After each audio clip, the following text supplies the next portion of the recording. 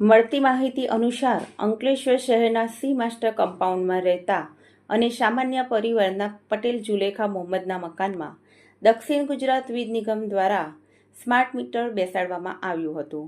જોકે ગતરોજ રાત્રિના સમયે ડીજીવીસીએલ દ્વારા વીજ ગ્રાહકને મોબાઈલમાં મેસેજ મારફતે જે બિલ મોકલવામાં આવ્યું હતું તે બિલની રકમ ₹6,29,000 જોતાં જ મકાન માલિકના હોશ ઉડી ગયા હતા.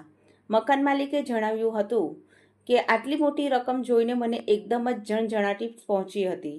ત્યારબાદ આજ રોજ સવારે દક્ષિણ ગુજરાત વીજ નિગમ લિમિટેડની નવી કચેરી ખાતે પહોંચી આ મામલે રજૂઆત કરતા મહિલા અધિકારીએ જણાવ્યું હતું કે આ બિલ સિસ્ટમ દ્વારા બનાવવામાં આવ્યું છે. અમારી કોઈ ભૂલ નથી, પરંતુ સિસ્ટમની ભૂલના કારણે આટલું મોટું બિલ સામાન્ય માણસને આવતા જ પ્રશ્નો ઊભા થયા છે કે સિસ્ટમ કામ કરે છે કે માનવી કામ કરે છે.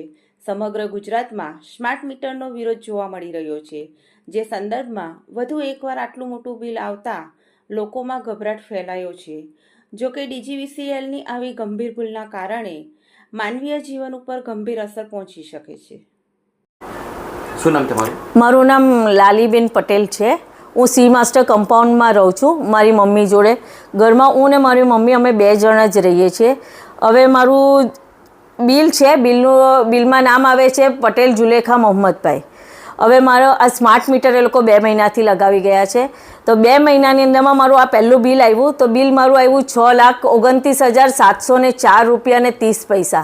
હવે ગઈકાલે રાત્રે મારા પર બિલ આવ્યું. આ તો મેં મારી મમ્મીને જાણ ના કરી, નહીં તો મારી મમ્મી તો આજે આ દુનિયામાં જ ના હોતે. મને જ્યારે બિલ આવ્યું ત્યારે ત્યારથી મને છાતીમાં એટલો દુખાવો અને મારા માથામાં એટલો દુખાવો થઈ ગયો કે હું શું કહું. મને આખી રાત કેવી રીતના મેં કાઢી છે તો મને કંઈ આઈડિયા પણ નથી કે એવી રીતના મેં રાત આખી કાઢી છે. સવારે હું 9 વાગે ગઈ ત્યાં જીબીમાં, ને ત્યાં જઈને મેં કીધું તો ત્યાં મેં કર્મચારીઓની વાર જોઈ. કર્મચારી આવ્યા તો ત્યાં કર્મચારી મેડમને મેં પૂછ્યું કે મેડમ આવું છે, તો મેડમે એવું કીધું કે હા એ જીબીની મિસ્ટેક છે, સર્કલની મિસ્ટેક છે.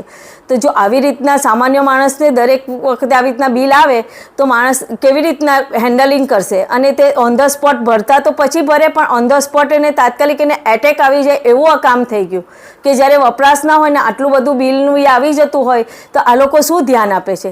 જ્યારે સામાન્ય માણસ એક દિવસ બિલ ના ભરે તો ઓન ધ સ્પોટ આવીને તેની રિક્વેસ્ટ પણ સાંભળતા નથી ને કાપી જાય છે, તેની કોઈ વાત સાંભળતા નથી. જ્યારે હવે આ લોકોની ગવર્મેન્ટ સર્વન્ટોની જ્યારે મિસ્ટેક હોય છે તે તેનું શું કરવું?